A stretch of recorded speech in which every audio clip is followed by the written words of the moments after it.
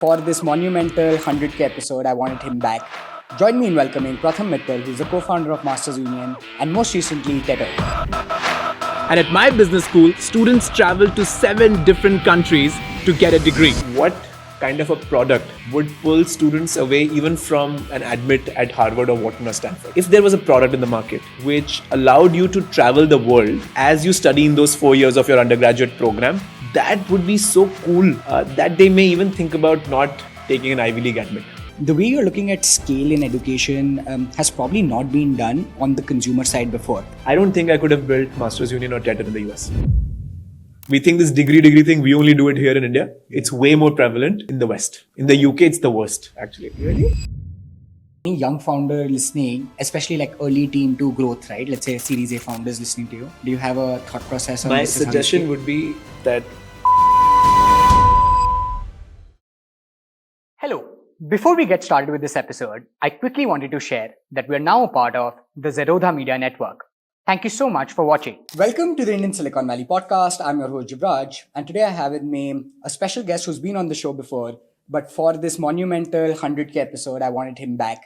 Join me in welcoming Pratham Mittal, who's the co-founder of Masters Union and most recently TETR. Thank you so much, Pratham, for joining me. Thanks, Jivraj, for having me. This is my favorite podcast, as you know. Of course, no, I'm very grateful for you to give me the start and the platform that helped me get here. And so I wanted to, in a way, have you back also to get all those dinner learnings actually on the show, because lots has changed in the last 2 years when we first spoke. Yeah. And I'd love to know all about it. So thank you for all that you do for me and for everyone else at Masters Union, at TETR. But coming to TETR, right? Like when we last spoke, TETR was not in existence. Yeah. And since then, it's been this global undergraduate forum that you're building. You're now onto the second cohort admissions. Yeah. Building a global, any company from India feels difficult, let alone in education, because education feels so contextual in nature. And now you're running this incredible cohort. Talk to us about what TETR is. How did you conceptualize it? Yeah. Would love to know, and then we can go deeper. Okay, awesome. So, it was literally one of those Saturday afternoons. And it's funny to start a story like this, but it did start with a Saturday afternoon Zoom call between me and Tarun. Right? Tarun, as you know, is the Chief Operating Officer at TETR. Earlier, we used to work together at Masters Union, and we used to just keep thinking of moonshot ideas. We used to think about what we can do differently. We used to think about, what in education is truly required. We used to talk about the neuroscience of learning. We used to talk about what kind of a product would pull students away even from an admit at Harvard or Wharton or Stanford, right? So we would just ask ourselves these questions. And I think over 4 or 5 weekends of these kind of conversations, we arrived at this one interesting agreement almost, that if there was a product in the market which allowed you to travel the world as you study in those 4 years of your undergraduate program, that would be so cool for the students. That would be so attractive for the students that they may even think about not taking an Ivy League admit. Right? That's something we sort of aligned upon. And we said that, from a neuroscience perspective, traveling really creates a lot of curiosity. Traveling really creates a lot of self-discovery. Right? And if we can marry that into a traditional business program curriculum, we think we can create something of immense value, right? So a bunch of these conversations happened, and then we said, hey, listen, let's create a website. We decided not to build the company or not to launch the program. We just decided to build a website, because building a website is the best way to visualize what that program would look like to a parent, to a student, and to ourselves and our team, right? Sure. So we just decided to build a website. So we started a mock-up, moqups.com page, where we started just, writing the website. And as we were writing the website, the conviction developed more and more. We're like, the way it looks, right, is attractive as a product. We knew that the science behind it is solid, right? We knew the outcomes behind it will be solid. That much conviction we had. But now it even looked palatable, right? If I were to come to you and say, as a parent, that your kid will be traveling 8 countries and changing country every 4 months, you'd be very scared, right? But the way it finally came on the website, the copy of it, made it seem less daunting for a parent to accept it. And that's when we said, okay, the website looks interesting, the copy looks interesting, it seems like a palatable program. Science is solid, let's go for it. And then we actually created a proper website, we launched it. And launch meant me just posting on my LinkedIn that, hey, we are trying this. Sure. Right. And we ran some email campaigns. We worked with a couple of small influencers who spoke a lot about education in the US. They sort of posted a little bit. And from there, it just caught on. And I think in the first month, when we launched in March, we had almost like 1,000 or 2,000 applications. And then we did one larger campaign with Nussair, who I believe you also know. With him, when we did the campaign, he has this art of creating these amazing short form videos. And he created a really good narrative. With that narrative, the number of applications just skyrocketed to approximately 100,000. Right? We had applications from 187 countries, including North Korea, which is super exciting. And then, that's how the story progressed.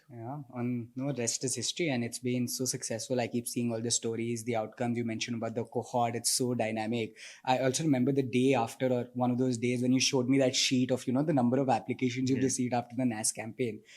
It's tremendous.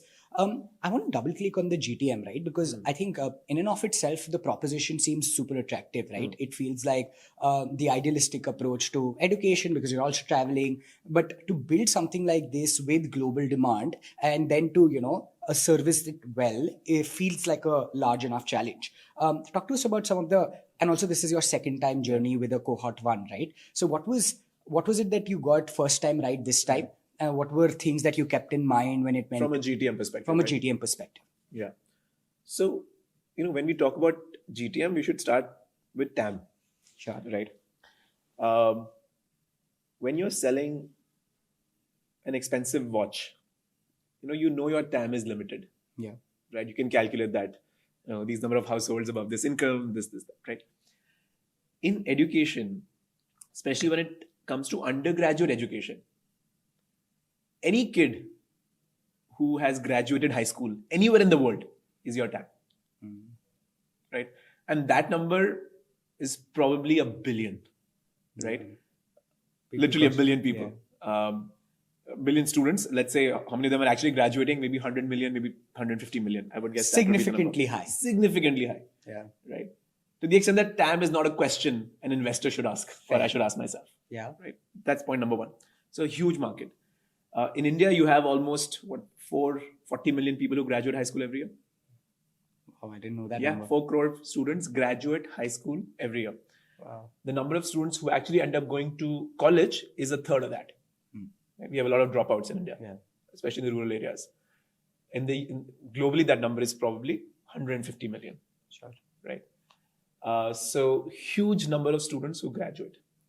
Now we realize that this kind of a program, where students need visas to all of these countries, will only make sense in few geographies. That would be the US, UK, India, to an extent Pakistan, to an extent Russia, right? China probably will not work just because of the geopolitics right now. Southeast Asia will be amazing. Europe not so much because the education there is essentially free, right? So they will not really take up a program that costs $200,000. South America, amazing, right? Mexico, amazing. So we figured out which countries we want to target. Sure. In those countries, we figured out who are the local influencers, right? Who are the people, and I don't mean influencers in a social media sense of way. I mean education influencers, right? People who can influence the real crowd. Real decision making, right? Not makeup influencers, right? And we decided to work with them. I think we made a list of 6 or 7 of them. And we said, hey, we are launching this program. We think it's a unique program. And it deserves your attention. It's not that we went and paid them money to make a video about us. Sure. That usually never works. The thing is that all of those influencers, when they saw the program, the fact that you have to travel to 8 different countries, the fact that you have to build a business in every country, the fact that your grades come from your revenue, your NPS, your ROAS, your margin, your profit, that to them felt very interesting, right? And they're like, hey, if I make a video on this, it will be good for me, that I am bringing this new opportunity to my audiences. Yeah. And most importantly, we told them, hey, we will give every student that we take in the first cohort a full tuition scholarship. right? Wow. Now it's a no-brainer for that For them. influencer to Correct. push that scholarship forward, right? Yeah. That was our GTM, right? Those 8 or 9 influencers. Then at one random party we met Nusair. We told him about the program, and he said, "All right, let's work on this. Right? This is amazing. I want to tell this story that there's a new breed of college where it's not about just exams and lectures and slides and grades and attendance and books, but where so it's a great story for him to tell. Yeah. You And- can't and just yeah. pay up and like You do can't these pay things. up. Yeah. You can't pay up. The product itself stands out actually. Yeah. If the product is good enough, influencers will not charge you. Yeah. Right? That was our learning doing it the second time around. We did not spend any money on Google. We did not spend any money on Facebook. Had we done that, we would have burned at least $2-3 million more. Yeah. Because doing GTM through Google and Facebook in the US is incredibly hard. Yeah. One more thing about GTM I'll tell you is that so this is what went right. A lot of things went wrong, but they were in a way blessing in disguise. So we assumed that in Germany there is no market, because in Germany education is free. Sure. It's completely free, right? The government pays. The government will pay you, in fact, to go to college. We have 8 students from Germany right now. I think 6 or 8, depending on whether you count certain German students who don't live in Germany. Sure. Right? 6 students from Germany in the cohort. That is, I think, the 4th largest representation of any country. When we thought that Germany would be 0. How did that happen?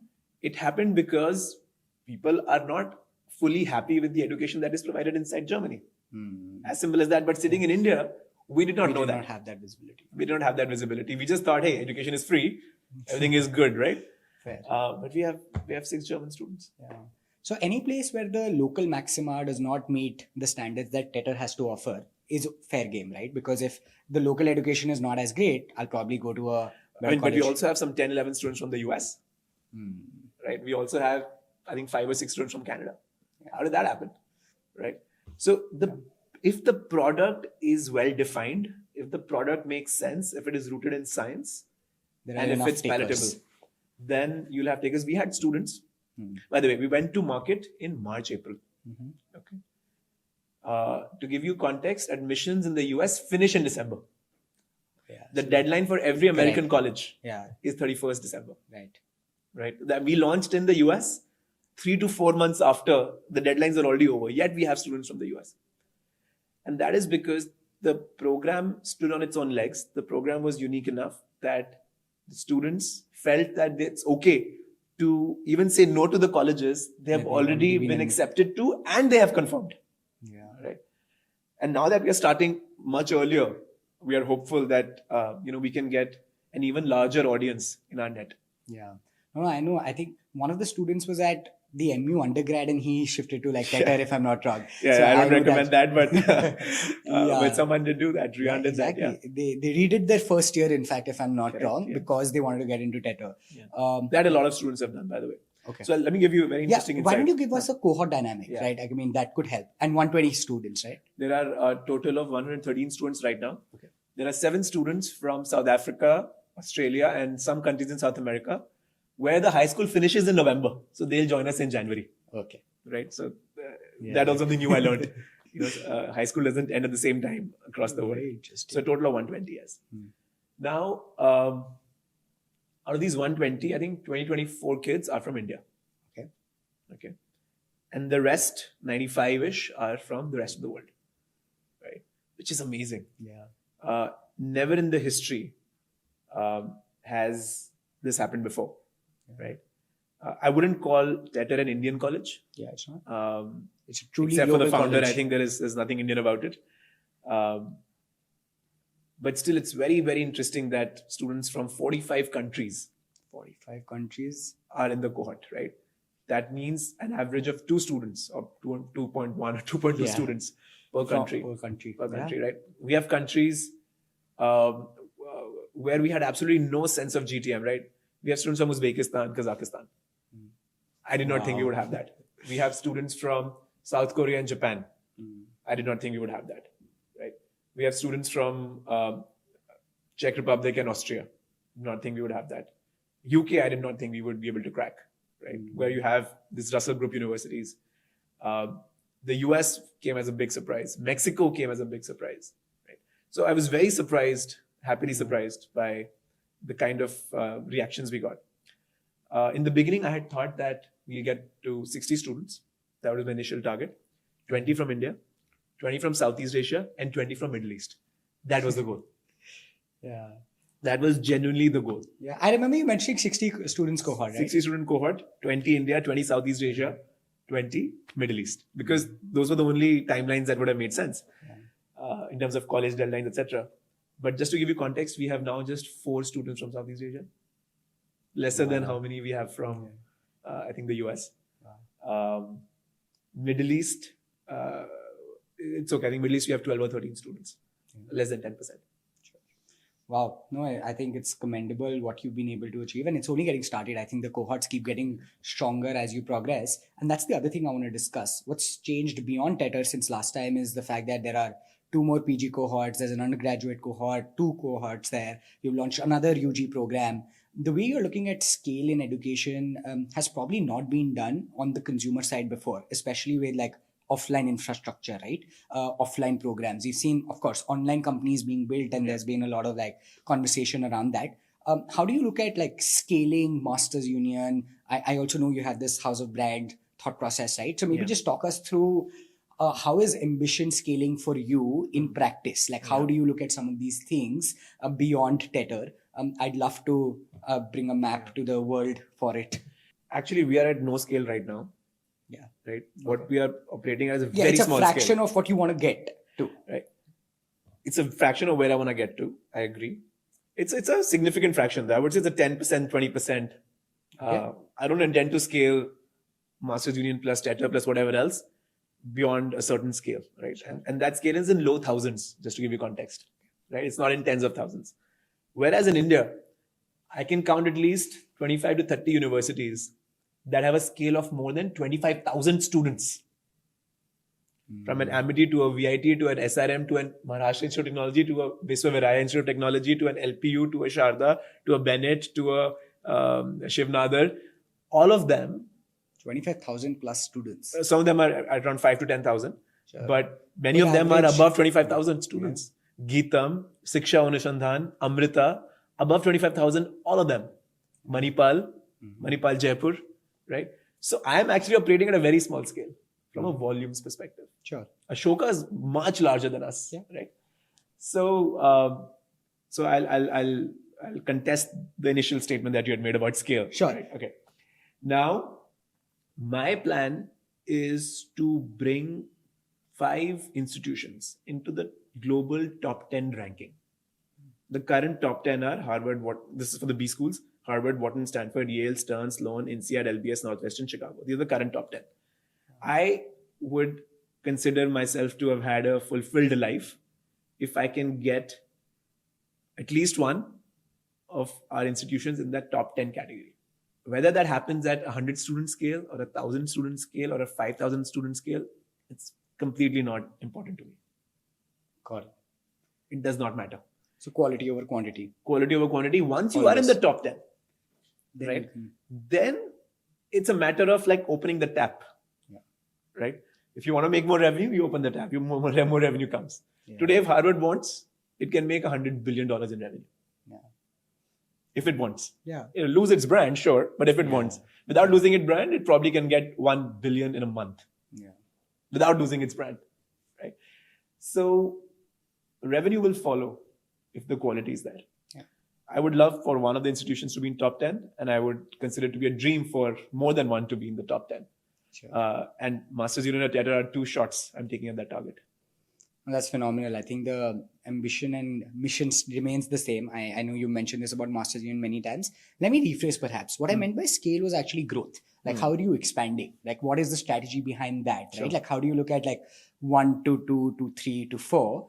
Because that seems fascinating, because some of these decisions as to when to grow an undergraduate cohort, like where have you reached that you can, launch another company, another college by itself. It's we don't think about it like that. You've had these conversations with me. Yeah. No one in my team has a revenue target. Okay. You would hardly ever see me talk about revenues. Yeah. You would hardly ever see me talking about number of students. That's not a metric that is North Star for us or anyone in my team. Okay. Right. The goal is to have the kind of students we need to build a solid institution. Sometimes in some cohorts, that might be just 60 students. Sure. Like our RISE program, which is a much larger TAM, has only 60 students. In fact, has only 35 students, what am I saying, in one of our cohorts. Right? This is the executive. In the executive program. Yeah. In the undergrad program, in our second year, and the Masters Union undergrad program is very aspirational today. Like it has very good number of applications. Yeah. I had, let's say, 5,000 applications. I could have accepted 2,000 of them. Yeah. Very easily, right? Mm-hmm. If I was chasing a revenue target, it helps not have investors, by the way. But we chose 240 kids. Yeah. Less than that, I think. 230 kids or something, right? And so we chose the kids we think will thrive in this atmosphere, and we chose the kids with who we want to build this program and build this institution. Sure. Now, if next year, for whatever reason, the market expands and I get good kids who check my check boxes, then I'll take them, right? So we don't have a revenue target. We have accreditation targets. We have ranking targets. We have placement outcome targets. We have students who fundraise targets, which we work with you so much on. Those are the targets that I truly enjoy. Number of students, because we have a stronger brand now, it's as easy as sort of turning the faucet. I don't know if that answers your question. It's a slightly different way. I am not a venture-backed company, right? If I was a venture-backed company, you would have those targets. I would have to have those targets, right? Because I have to give somebody else a return. Thankfully, today, I do not have to give anybody else a return. Yeah. Right? It's only me and my team. Yeah. No, it's phenomenal. No, I think it talks about the philosophy behind how you're building, which is very important. Sorry, just to complete your answer. Why we decided to build TETR is because we had conviction on the model, not because we needed revenue, or not because we needed our second brand in the house of brands narrative. Correct. Right? Had the conviction not been there, we would not have started TETR. Right? Yeah. And for next year, we're trying to actually think of a new campus. Newer campus. I don't know if we'll talk about that today. But we are thinking of starting a new campus. And if we build our conviction over the next couple of weeks, then we will sign that lease. Yeah. Right. No. In fact, that's a good point. One of the things that always stands out in my conversations with you is the level of ambition, right? Like it's always world class. And recently you were mentioning about this US trip you took, right? And in our private conversations, again, it comes up that Indian education is extremely still small in comparison to what it should be, right? And of course, you are very well thought through on that model. Maybe talk about that, right? Like how do you look at ambition? What I'm trying to understand is, okay, like what is the plan in your head for the next 5-10 years? And I understood that, you'll keep quality first, you'll go with ideas as and when they seem right. But like, what is that like master plan perhaps? So let me tell you, if you look at the top 10 companies of market cap today, globally, if you go back 10 years, maybe there was 1 or 2 companies in common, right? If you go back 10 more years, right, and compare 2001 to 2011, hardly any companies in common. So every 10 years, our top 10 companies are market cap essentially undergo an 80% change. Correct? Yeah. We don't have Chevron now, right? We don't have, we have Nvidia now from nowhere. Yeah. Right? We'll probably have OpenAI there out of nowhere. Very soon. Right. Yeah, maybe Facebook, Microsoft, Apple have stayed 2 decades. 2 decades, yeah. But before that, we had IBM. Correct. Right? Facebook's also 2012 old. Yeah, so correct. So, and we don't know what's going to happen with it. Yeah. So, it's super interesting that this happens. However, when you talk about the top 10 universities, they have not changed in the last 5 decades. Wow. Right? Harvard, Yale, Princeton, MIT, Stanford, Oxford, Cambridge. It's the same. Yeah. The same 1961, I think it was the same when my dad was born. Today we are sitting in 2024. Yeah. My real sister just gave birth to a baby girl, right? And it's still the same. So universities are not getting challenged, right? So what's happened is that they've become too comfortable. Dude, if you have been at the helm of affairs for 50 years, you're not going to change. Yeah. There is no reason. There's no reason for you to change. Why fix something that's not broken, right? That mindset has crept into, and I would go on to say even at Harvard. They're proud of their legacy to the extent that they've become prisoners of their legacy. And I feel that needs to change for the world to move forward. right? For the education industry to move forward, the incumbents have to be challenged. They have to think about, yeah, what are we doing wrong? Right? The classroom, when you go to these large Ivy League colleges, they're proud. They say, oh, by the way, this classroom was built in 1800. Yeah. What is there to be proud of in it? The world has very changed completely in the last 200 years. Yeah. And you're proud of the fact that you're still living in the same 200-year-old world. Education needs to be challenged. That's the ambition. Right? That's where all the motivation stems from. That 10 years from now, there should be a different top 10 and not the same top 10 that we've been seeing for the last 5, 6, maybe even 10 decades. I don't know. Yeah. And that's lovely. I think I love that comparable, and it sets us up for the ambition that you're going after. Talk to us about some of these. So from what it looks like, and again, outside in, right? Entrepreneurship is a wave that you've captured. That's the next big thing across the world. So you've been able to bring that to education in almost like a formal, informal process. Then the next big thing feels travel, right? Experiences. The Gen Z wants this. You've been able to capture that in the undergraduate with TETR as now. What are other things in education that you feel still don't exist in the practical world though, and can be inculcated? Or how do these plays actually help with outcomes, right? Like what I'm trying to understand is, earlier education was only in the classroom. You've said that, okay, no, we need entrepreneurship. We need to build businesses in the classroom, outside the classroom rather. That's happening. Yeah. We need travel. That's happening. What else? And how do these existing ones help? Yeah. Okay. So there are two parts to education. One is what you're teaching, and the second is how you're teaching it. Okay. What you're teaching is whether it's entrepreneurship or business or finance or engineering or computer science or law or whatever, right?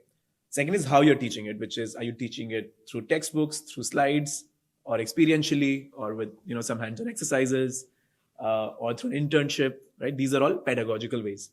Okay, let's talk about two separately. I think in the future, and this is a slightly more nuanced statement I'm going to make.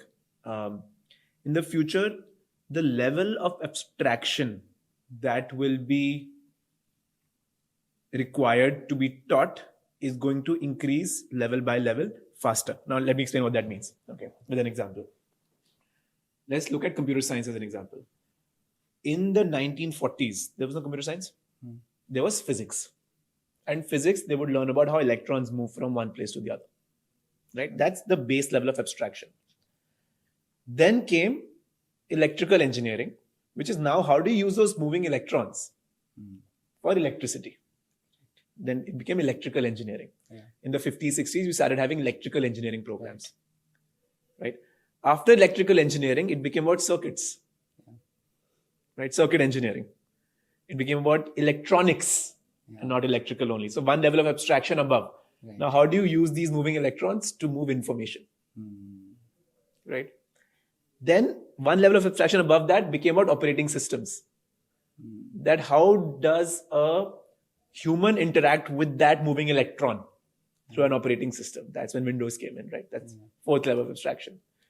Fifth level of abstraction is the application layer, which is now how do you build apps on top of an operating system? This is the existing computer science, right? What is the next level of abstraction? The next level of abstraction is probably how do you take all of this? How do you take AI, which now can write code for you? How do you take battery supply chains, which are so strong right now, right? You can, when you want a battery today, you get it within an hour, right? All of these things together to now, let's say, solve the largest climate change problems, or the largest mobility problems, or the largest biosciences problem, cancer, right?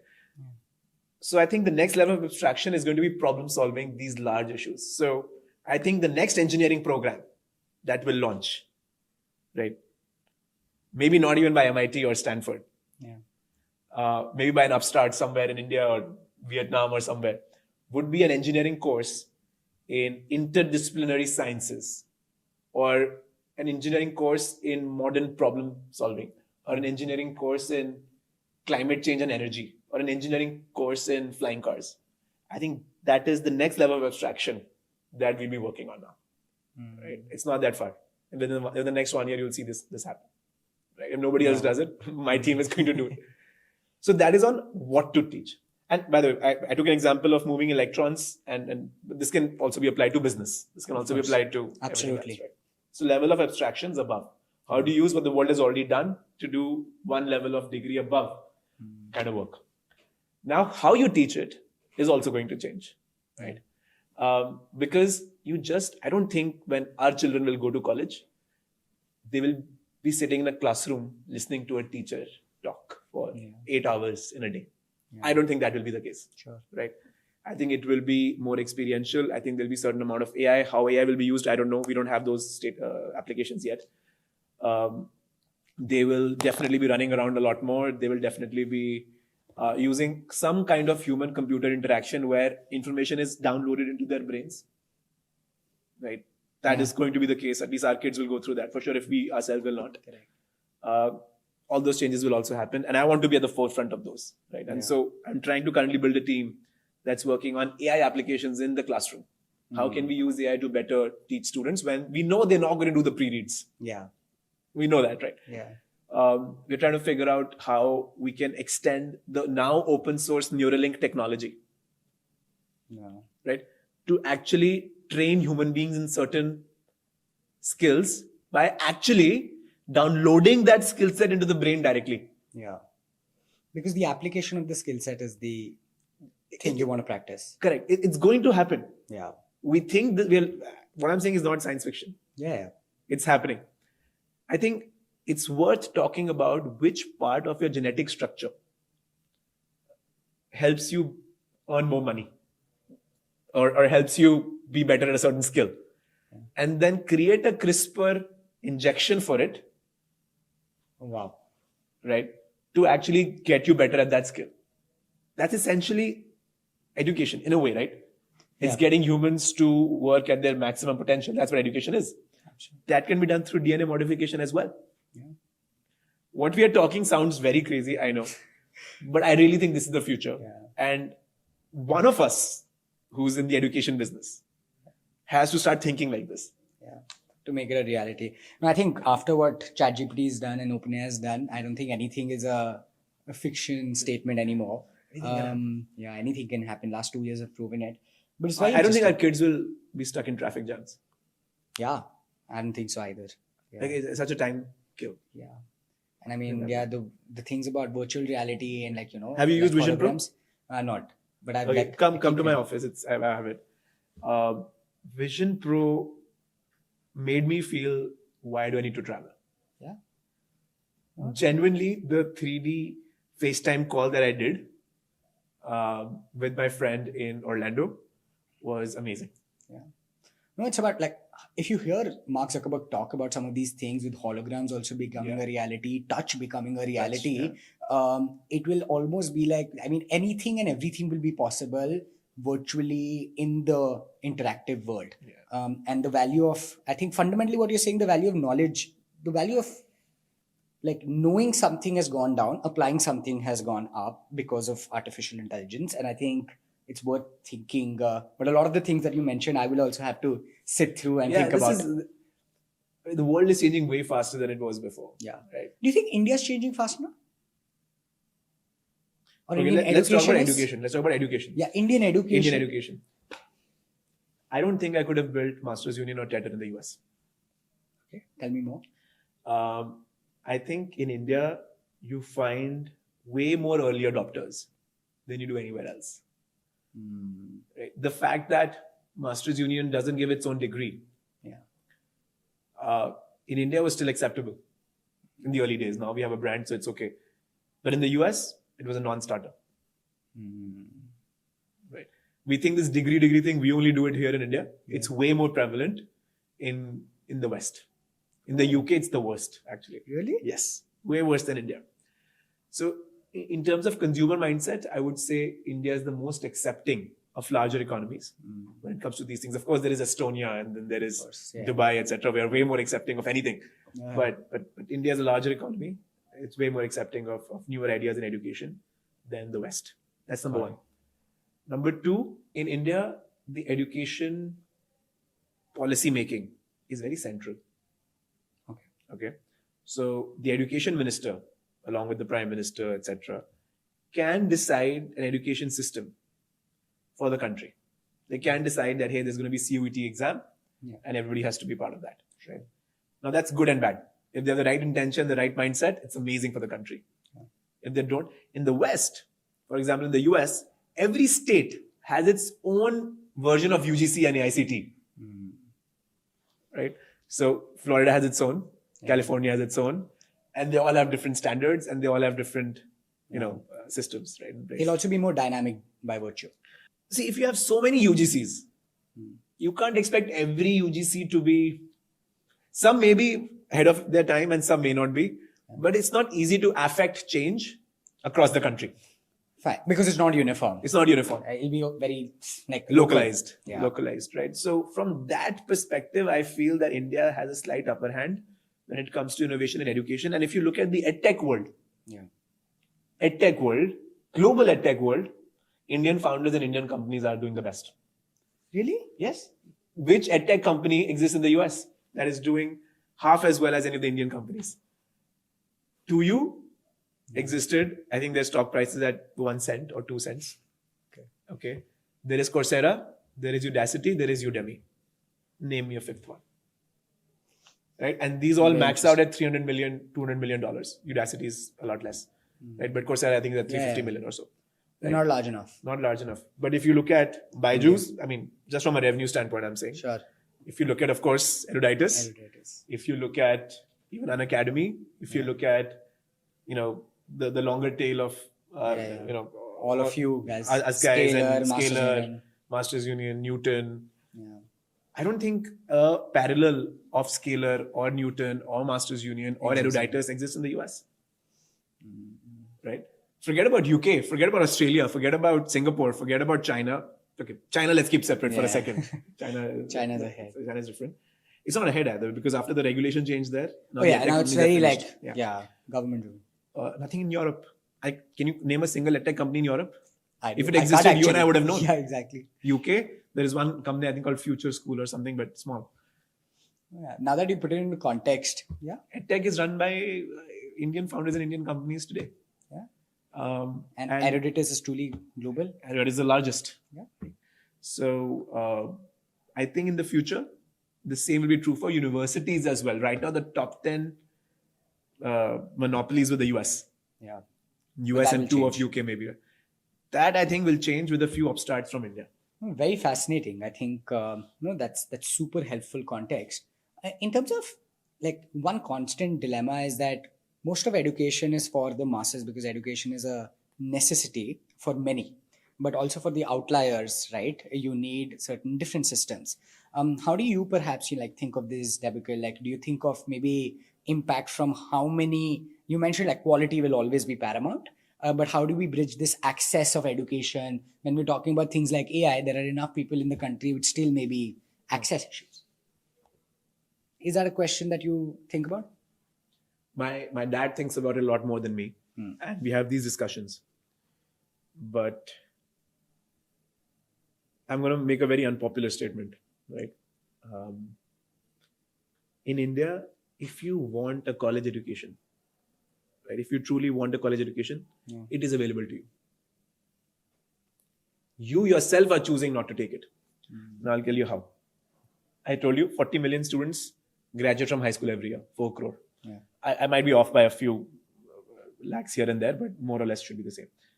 But only 1.4 crore enter into college. That means, 2.6 are not entering into college? Yeah. More or less.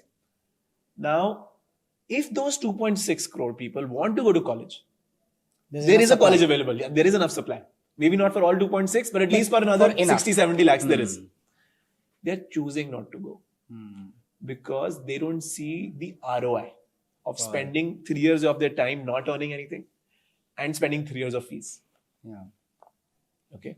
So access to college is not a problem today. We don't understand it. There are enough universities that offer online degrees and they have unlimited capacity. Call it. Are students taking it? No.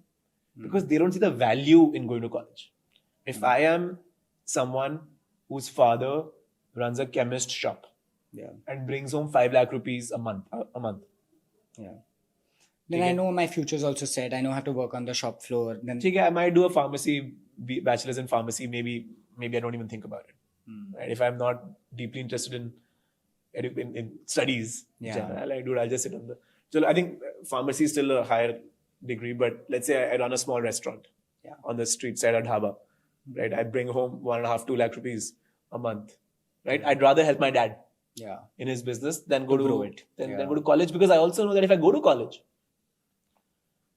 I'm not going to find a job after. No, that's point number one, which is if you want to go to college, access is there today in India. Got it. So supply of education, not as much of a problem. It's not a problem. Okay. It is not a problem. But the ROI of education is a huge problem. Okay. Now, this is slightly contestable. So I'm starting with that disclaimer. My sense is in India, every year, not more than 20 lakh white collar jobs get created. 20 lakh. 20 lakh. And we need way more. 20 lakh white collar jobs get created. New jobs get created every year. Not more than that is my sense. I think what I read in an article, and someone who was watching this, please go search it. I think it said 12 to 13 lakhs, but I'm saying 20 lakhs because I want to give that buffer. But 1.4 crore students are graduating from college. That mismatch creates difficulty. So that means 1.2 crore are definitely not getting a job. Right? And so they're sitting in their father's tapri. They're sitting in their father's family business, whatever it is. Right? Or they're going into agriculture. Or they're going abroad and working, as a taxi driver or whatever. Right? All of these things they're doing.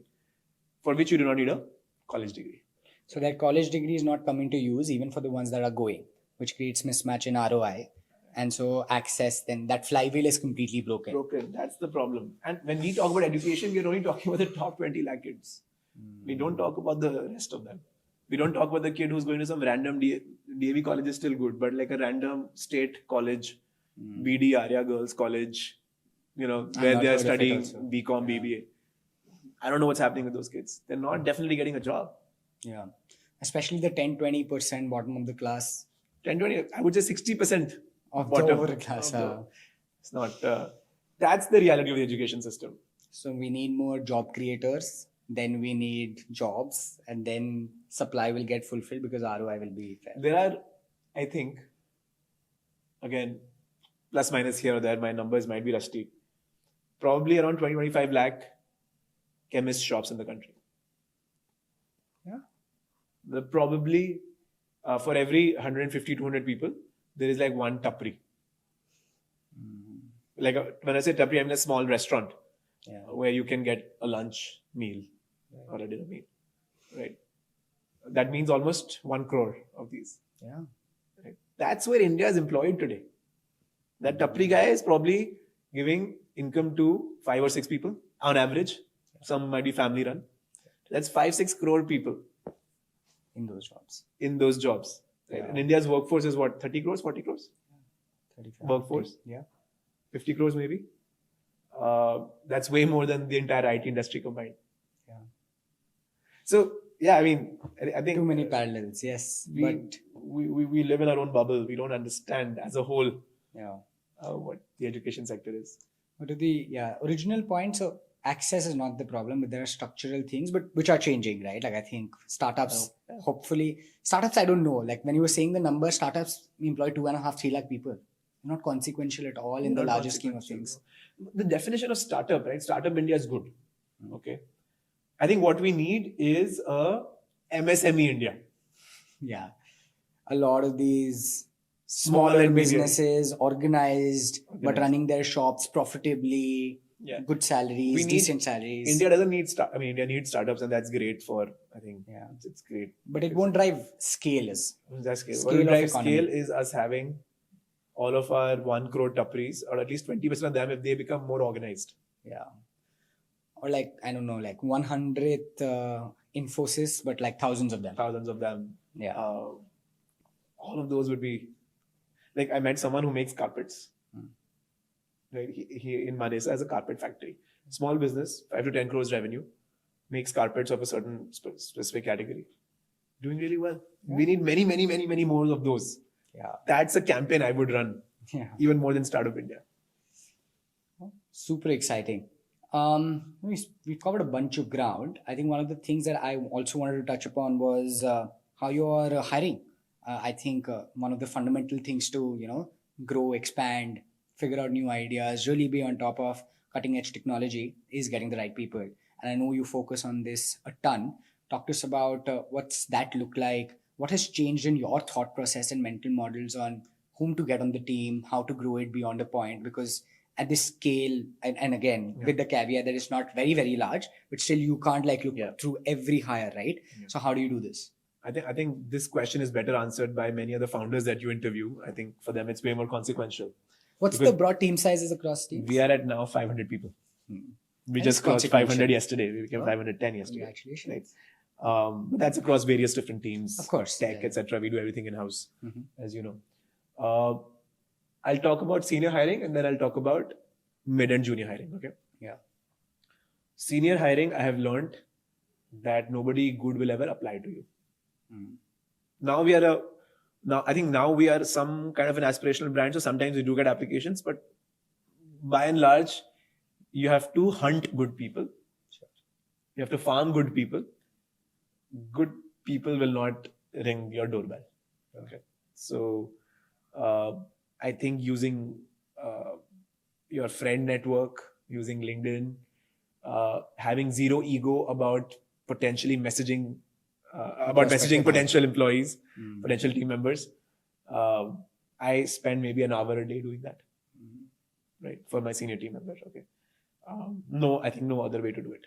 Now, in the junior to mid category, like, that middle management and junior, there, my learning has been that your process should trump people. Got it. Okay. In the senior What does space, that mean? In the senior space, people are more important, process is less important. Got it. Okay. So you hustle irrespective of process, but you optimize for the right Because you people. need vision, you need big thinking, you need maturity, you need all of delegation, all of that. But at the mid to junior, process trumps people. So if you can make a strong process, it matters less how many people and what quality people you have. That's why these large companies, Infosys is able to hire 3 lakh people. Yeah. Because their Bulk process hires. is so strong. Correct. That even if some people make small mistakes here and there, it will not affect the large organization. So I am at that stage where I'm trying to build process For that layer. so that I'm not so dependent on their discretion and on their choices, which I can't influence because I'm not talking to them directly. Right? Does that make sense? Yeah, no, absolutely. I think that's a great framework. Has anything changed for you? Like, I mean, you built Outgrow first and then Masters Union was a fresh start. It's been 5 years. Made all the mistakes. Yeah. I made Like, all the mistakes. What would those be? Like, for any young founder listening, especially like early team to growth, right? Let's say Series A founders listening to you. Do you have a thought process on My this? suggestion would be that with hiring, with people management, you will only learn when you make mistakes. You cannot learn from my mistakes. Got it. Right? Because you think you're different. I'm talking to them now and saying that to them, right? Absolutely. You will make your people mistakes. So keep making those mistakes and keep learning from those mistakes. Yeah. Just be a little bit more bold, right? Like move on from your mistakes. Yeah. And I think sometimes when there's a bad hire, you have to take those tough calls, which we delay. Because senior bad hires become your, it's hard to... It's hard. It's hard. It's hard to accept also. It's hard to accept. It's hard for them to accept. So this very interesting reel, I don't know if you've seen, by Dipinder, where he spoke about how after the IPO, he had to people fire. Got complacent. Yeah. People got complacent, right? So I think at every inflection point in the company, you have to rejig, right? And you have to have the quote unquote balls to rejig. Yeah. And in many cases, I've not had those balls. And now I've reached a point where I am so tattered by that, so many wounds and so many scars, that now I've learned it the hard way, and now I think I've become a hardened person. Fair. No, but I've actually heard this quite a bit on the podcast, especially that founders almost always delay firing. Yeah. Even when they know it, because the entire process is just so cumbersome and draining emotionally and like hurts the org. The team that you're working with has to be an amazing team for you. Yeah. Right. And you know how much I enjoy working with my team. Yeah, absolutely. Right. I would Like I love them to death. Correct. And if there ever comes a time where I'm not enjoying working with somebody, I think it'd be good for them and for me and for the organization to call it quits. Yeah, especially in the long run. Yeah. Like, and everyone has to spend 10 years in your company and 20 years in your company and Birla and Ambani and all that. I don't think that exists anymore. Yeah. No, super, super interesting. Talk to us about how I know for a fact that your days are insanely packed, right? And I know this sounds very cliche when a founder gets asked, like, how do you prioritize, etc. But talk us through, like, the hustle management, right? Like whatever that means to you. I keep it very abstract, but you know what I'm talking about, right? No, absolutely. For a busy person who's a founder with a lot of priorities at hand, plus a personal life, how do you manage? In fact, one of the things that stood out from our last conversation was you mentioned that you have to sacrifice family time, right? And that was a deep thought. Like, how have you made peace with some of these things? How do you manage your days now? See, I think you cannot be in the business. You have to be on the business. What does that mean? Being in the business means running the business yourself. You can't do that as a founder after some time. In the beginning stages, you have to. Right. You have to be day to day. In the beginning, you have to be the horse. Thereafter, you can sit on the horse and you can ride the horse. After some time, you can be sitting where Krishna used to sit as a Sarthi, right? But eventually, you have to get to a point where you're sitting on the Rath. You have to sit on the business and not in the business. Analogy. Right. And eventually, you have to sit on the Hathi behind. And just see see the war happening. Right. That's the only way to do it. You can't be on 60 horses at once. Right. You have to work on the business and not in the business. That's why I don't know if you've realized I've moved my office. Yeah. I've moved my office from the campus to an independent building. Yeah. So that I'm not in the business. And that's a very conscious move. Right. Otherwise, what would happen? And you know how much I enjoy working with students, right? So I would just be with the students all the time. I realized, but that is not good for the organization. Yeah, in the long run, that actually takes away from the after a point. So now you have to figure out the right team, the right process that lets you take a slightly backseat. And there's a very nice book called Leading from the Back. Oh, okay. We always talk about leading from the front. Yeah. That hustle and etc. and all of that. Yeah. I think that's a flawed concept for some people. For me, I don't think I can lead from the front. Yeah. So that founder mode thing doesn't appeal to you. No, it does, but you can still lead from the back. You can still be a founder mode from the back, right? Okay. And that's how I hate using the analogy, but that's how the kings fought their wars, right? And that's the right thing to do. When Alexander fought from the front, doesn't get you that far along. It gets you till India. Very interesting. But no, I think that's a very, very fascinating analogy and thought process. What else? Now that I think of it, the US narrative of what they've gotten right. Do you think there are, I know that, where you've taken a trip recently that got me really inspired. Yeah. And you were telling us that we're still like behind, even though we're ahead. Yeah. So we're still ahead in our relative comparison, but we're behind. No, in the long term, we are ahead. In the short term, we are not. Okay. Tell us more. I went to this university called ASU, Arizona State University. Right? And I fell in love with it. And I told you when I came back that, hey, if my sister were to get into an Ivy League and ASU, I might tell her go to ASU. Even though ASU is a state school in the middle of nowhere. Phoenix is a big city, but as compared to like East Coast and West Coast, it's in the middle of nowhere. Yeah. That's because of the vision of the president there, President Crow. He says this one thing, which is that I want to build a top 10 university, which is defined by not the number of people it excludes, but by the number of people it includes. Right? Why can't I be a Harvard, Wharton, Stanford by having an acceptance rate of 80%? If I'm a Harvard, Stanford, Wharton with an acceptance rate of 4%, that's easy. Yeah. I'm already getting great students. Yeah. How do I take a not great student and make him or her great? That is what ASU is talking about. Yeah. Right? So to me, that was very inspiring. I came back supercharged and I said, yeah, that's a vision.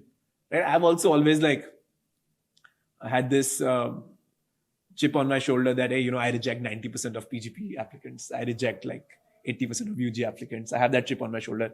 But now I'm not proud of that. I'm like, dude, in the larger scheme of things, when you're at the doors of the heavens, when, the person will ask you, what did you do?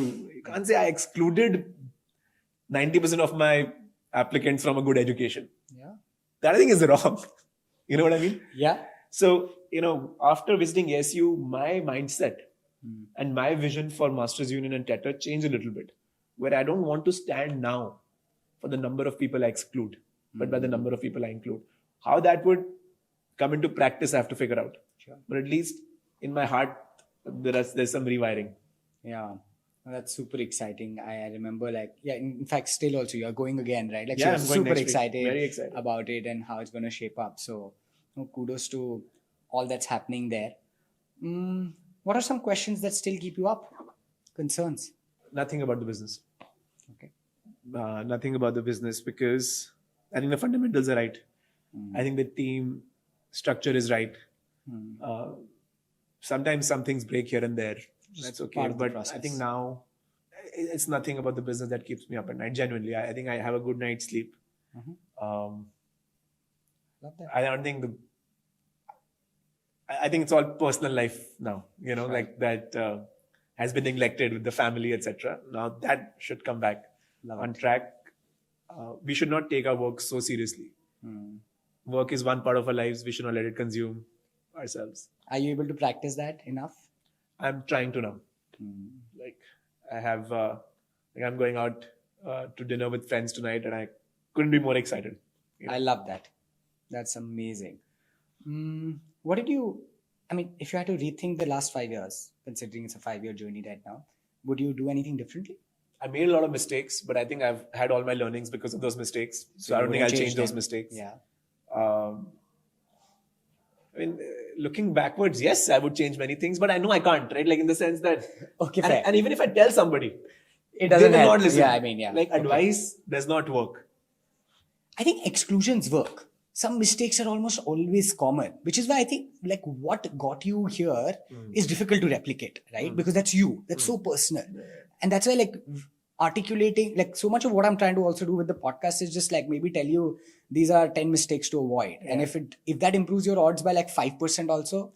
That's fair. That is fair. If you just follow Ratan Tata's advice to the T. Yeah. Right. First of all, it's very hard to do. Yeah. You think you're different. Correct. Yeah, I don't know. Okay, but still, let me answer your question because I know the spirit of that question. We're going more philosophical. I think I would start building processes in year 2, year 3. I'm now building processes in year 5, which is way tougher to do. And coming from a startup world, if your viewers also do, then believe me, we do not know what process is. I've never worked in a large company. Yeah. Right. And that's a big handicap. How should the approval process work? How should the reimbursement process work? How should the marketing team be doing all of its asset prioritization? What should be outsourced? What should not be outsourced? All of this process work, we as startup people do not know. All of us do not know. And people who worked in large companies, they know, but they know very bureaucratic process. Yeah. Right? That's very different. You have to maintain a balance. So I'm yet to come across a company, very honestly, where I see a efficient process. Yeah, a process that doesn't handicap you. Process excellence, it's called, right? And that is what I've started working on now. That is now 25% of my job. Lovely. And I wish I had done this 2 years ago. Yeah.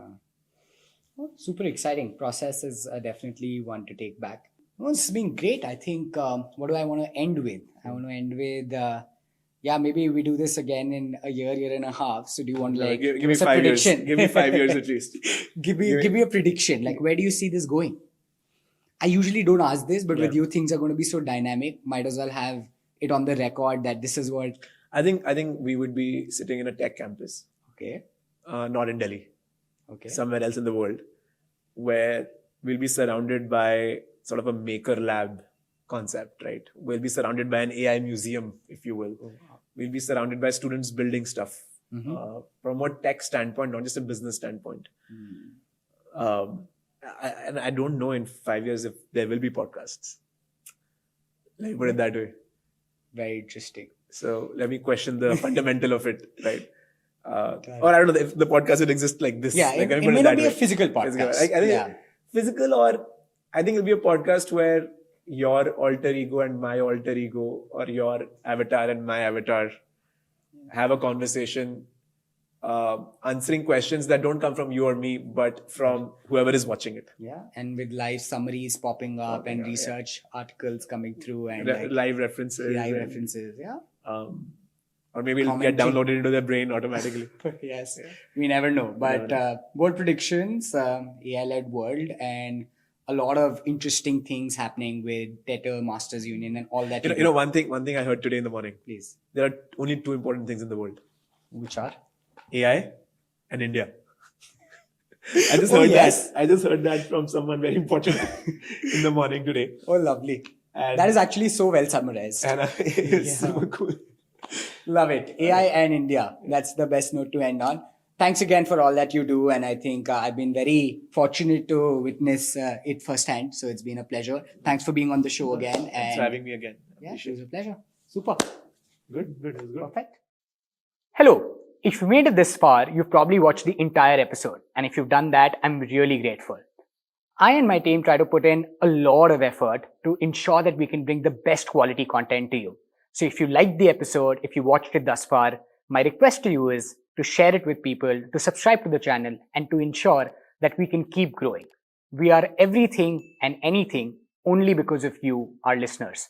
Thank you so much for tuning in. We'll keep bringing to you amazing content. Cheers.